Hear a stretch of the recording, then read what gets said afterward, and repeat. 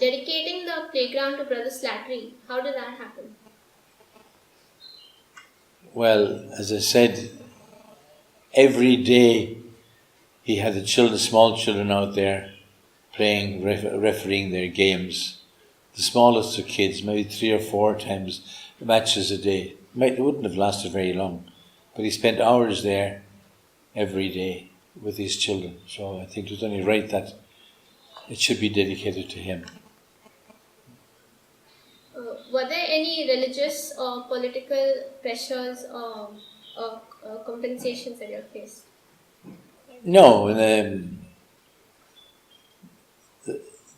was no political pressure that I can think of. As I said, I first went to the Archbishop, and not only did he give me the go-ahead, he actually gave me blank paper with his signature to write down whatever was necessary. And it so happened actually that one of his nieces was in the education department, whom I had met before. So I had a friend in court. So in that way, there was nothing.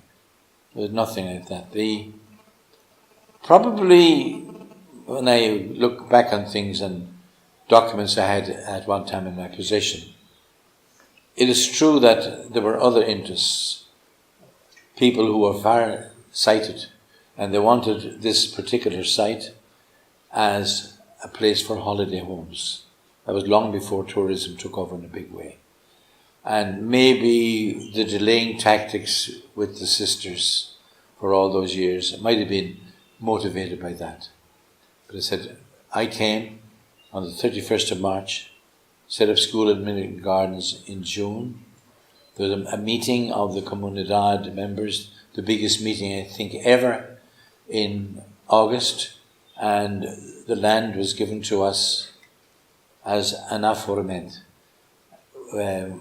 No objections, no money, no price, nothing. And that's the way, and I went through the due process, and I signed for the land on the 22nd of December, 1971. I didn't have to wait as long as the sisters. The fact that there was a school in existence and that it was called Regina Mundi would have been kind of some bit of pressure on the people of this area to put their skates on and get going. And then there was a meeting in Delhi that was taking place anyway, what they call a chapter, and this business of the land here, and when we would have the foundation stone ceremony and all that. So it was decided that we would have the foundation stone ceremony on the 16th of January, the following month, which happily is the feast of St. Joseph As.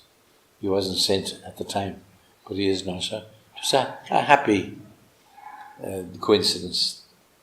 But there was no pressure. In fact, as I said, religious note. The first pupil was a Muslim, and Hindus and Christians, they all applied. But since the area, Goa traditionally was Christian, mainly Christian, and you had a lot of Christians in villages who weren't receiving a better education, that would have motivated us.